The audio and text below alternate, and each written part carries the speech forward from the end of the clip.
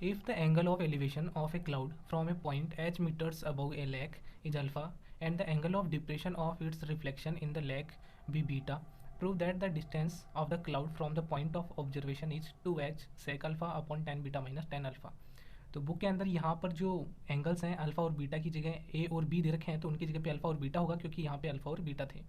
दूसरी बात, इससे जस्ट पहले हमने जो क्वेश्चन सॉल्व किया था उसके अंदर हमने लेक से उसकी डिस्टेंस फाइंड की थी क्लाउड की, तो दोनों क्वेश्चन सेम से ही हैं। मैं यहाँ पे आपको दो मेथड बताऊंगा, एक तो जस्ट पहले वाले से रिलेटेड और इस वाले का एक अलग से। तो पहले वाला क्वेश्चन हम लोग देखते हैं, इस तरीके से था। उसके अंदर कुछ भी ज़्यादा चेंज नहीं था, सिर्फ यहाँ पे जो पॉइंट था वो क्या था, हाइट ऑफ द क्लाउड की जगह अब दे दिया है यहाँ पर। तो हमने सी ई की वैल्यू फाइंड की, यानी सरफेस से लेक की जो सरफेस है वहाँ से लेके इस क्लाउड की हाइट फाइंड करने के लिए ये वाला यूज करेंगे, ये पूरा क्वेश्चन की तरह।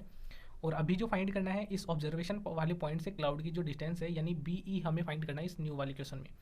तो सेम टू सेम क्वेश्चन था, यानी कि ये जो लेक है इसकी सरफेस से एच मीटर अबव एक पॉइंट है, तो एच मीटर अबव ये बी पॉइंट हो गया। फिर क्या था, एक क्लाउड है जिसका एंगल ऑफ एलिवेशन तो क्या है, अल्फा है। तो एंगल ऑफ एलिवेशन के लिए सबसे पहले हमने एक हॉरिजॉन्टल लाइन बनाई, हॉरिजॉन्टल लाइन के साथ जब ये वाला एंगल बनेगा ये अल्फा है। साथ ही साथ हमने देखा कि ए बी की जो हाइट है वो एच है, तो यहाँ पर हॉरिजॉन्टल लाइन की इन दोनों के बीच में ये वाली भी एच होगी। ऊपर वाली डिस्टेंस हमें पता नहीं थी तो एक्स हमने मान लिया। अब यहाँ से ये क्लाउड ई पॉइंट पे है, इतनी डिस्टेंस पे है, तो इसका रिफ्लेक्शन भी इस, यानी कि एक तरीके से ये मिरर है तो मिरर से इतनी ही डिस्टेंस पे क्या होगा, इसका रिफ्लेक्शन बनेगा। तो इस तरीके से हमने जो रिफ्लेक्शन था वो एफ पॉइंट पे आ गया अपना। और जब इस वाले ऑब्जर्वेशन वाले पॉइंट से इस रिफ्लेक्शन को देखेंगे तो जो एंगल ऑफ डिप्रेशन था वो बीटा था। तो यहाँ से हमने सी ई की वैल्यू फाइंड की थी। तो उसी तरीके से इसी मेथड को यदि हम लोग यूज करते हैं तब भी हम लोग बी ई की वैल्यू फाइंड कर सकते हैं। इससे दोनों काम होंगे कि हम लोग ये वाली भी पता कर हो जाएगी और ये वाली भी। तो दोनों तरीके हम लोग यूज करेंगे इसके अंदर, एक अलग भी यूज करेंगे और इस वाले से कैसे करते हैं वो भी करेंगे। तो सबसे पहले हमने ये ऊपर वाला ट्राइंगल लिया था ई डी बी के अंदर।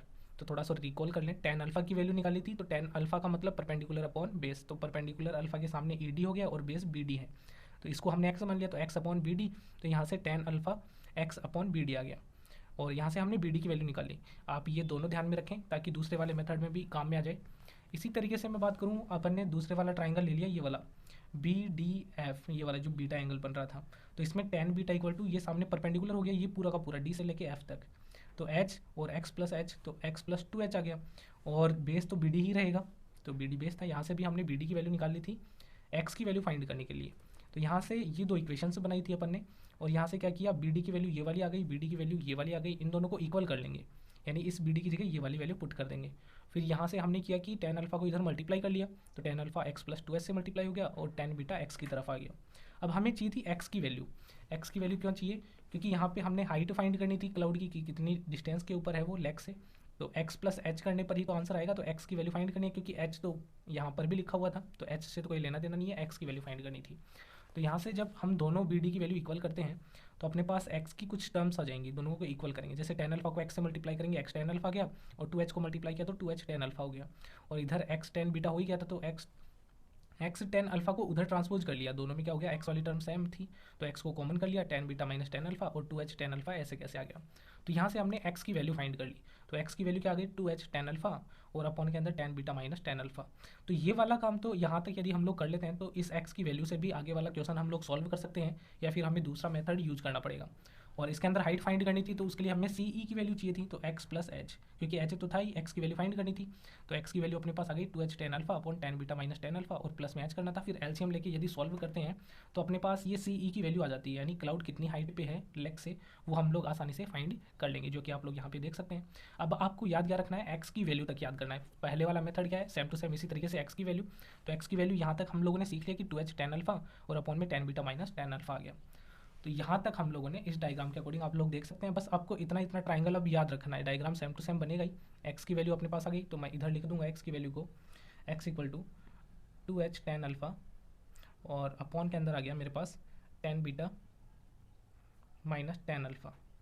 एक्स की वैल्यू आप लोग यहाँ से समझ सकते हैं कि ये वाली वैल्यू हमने फाइंड कर ली थी। अब डायग्राम के अंदर देखेंगे कि एक्स की इस वाली वैल्यू का फ़ायदा क्या है। अपने पास एक्स की वैल्यू आ गई और ये अपना ट्राइंगल है, तो हमें क्या चाहिए, हाइपोटेनियस चाहिए। परपेंडिकुलर हमें मिल चुका है, हाइपोटेनियस चाहिए। तो इन दोनों के बीच में जो रिलेशन होगा परपेंडिकुलर और हाइपोटेनियस के बीच में, मैं साइन अल्फा भी ले सकता हूँ और कोसेक अल्फा, क्योंकि एंगल तो अल्फा है, तो उसके अकॉर्डिंग मैं अब सॉल्व करूँगा। तो बी ई आप लोग देख लेना हाइपोटेनियस है और एक्स अपना परपेंडिकुलर है। तो हम लोग अब यूज करते हैं यहाँ पे, तो मैं लिख देता हूँ sine alpha. Sine alpha equal to perpendicular होगा, परपेंडिकुलर एक्स है और अपॉन के अंदर हाइपोटेनियस जो कि बी ई है, और हाइपोटेनियस ही हमें फाइंड करना था। तो यहाँ से हम लोग देखेंगे कि बी ई अपने पास क्या आ जाएगा, इधर मल्टीप्लाई कर सकते हैं, या आप लोग दोनों को एक तरफ ही रखें, जैसे भी आपकी मर्जी हो। तो मैं लिख देता हूँ sine alpha equal to X की वैल्यू मैं लिख लूँगा यहाँ पे 2h। अब टेन अल्फा है तो मैं उसको sine alpha upon cos alpha लिख लूँगा, कोस अल्फा, और अपॉन के अंदर कैसे हैं ten beta minus tan alpha. तो यहाँ से आप लोग देखेंगे कि साइन अल्फा से ये वाला साइन अल्फा कैंसिल हो जाएगा, 1 आ जाएगा, 1 अपॉन कोस अल्फा को अपन लोग सेक अल्फा भी बोलते हैं। और साथ में यहाँ पर अपने पास ये बी ई और रहेगा, क्योंकि ये तो सिर्फ एक्स की वैल्यू थी, एक्स की जगह पे तो ये 2h टेन अल्फा और ten beta minus tan alpha इस तरीके से आ गया, साथ में बी ई ऐसे कैसे रहेगा, और ये साइन अल्फा से साइन अल्फा कैंसिल हो गया, टेन अल्फा को हमने sine alpha upon cos alpha लिख दिया इस तरीके से। अब बी ई को मैं इधर ट्रांसपोज कर दूंगा, तो बी ई की जो वैल्यू आ जाएगी वो क्या आ जाएगी 2h। अब 1 अपॉन कोस अल्फा को हम लोग लिख लेंगे सेक अल्फा, और इधर अपने पास क्या हो जाएगा ten beta minus tan alpha इस तरीके से।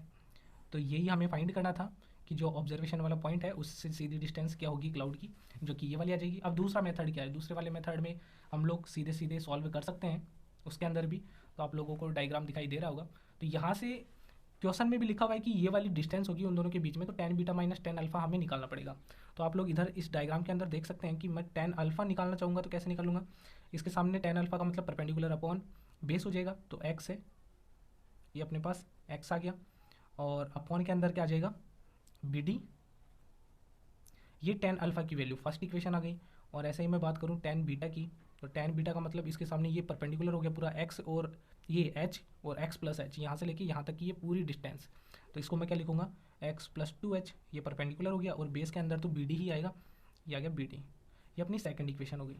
अब देखो यहाँ पर क्या लिखा हुआ था ten beta minus tan alpha, तो मैं क्या करूँगा टेन बीटा में से माइनस करूँगा टेन अल्फा को, यानी सेकंड इक्वेशन में से फर्स्ट को माइनस कर रहे हैं। तो इधर एक्स प्लस 2h अपॉन के अंदर बी डी, इसमें से यानी क्वेश्चन को ही यूज कर रहे हैं हम लोग, X upon B D minus हो जाएगा, तो इसकी वैल्यू हम लोग फाइंड कर लेंगे यहाँ पे।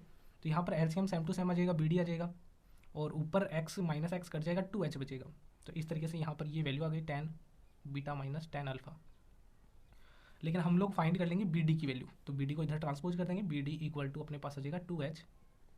तो x का कोई रोल ही नहीं रहा, तो x अपने आप ही यहाँ पे क्या हो गया कैंसिल हो गया, तो ten beta minus tan alpha upon में आ जाएगा, क्रॉस मल्टीप्लाई कर लिया एक तरीके से, टेन बीटा माइनस से टेन अल्फा इस तरीके से। तो हमने यहाँ से बी डी की वैल्यू फाइंड कर ली, ये अपनी एक इक्वेशन मान सकते हैं। अब जैसा कि हमने अभी अभी यूज किया था, अब हमें हाइपोटेनियस की वैल्यू चाहिए इस डायग्राम के अकॉर्डिंग, तो बी ई की वैल्यू के लिए हम लोग यूज करेंगे।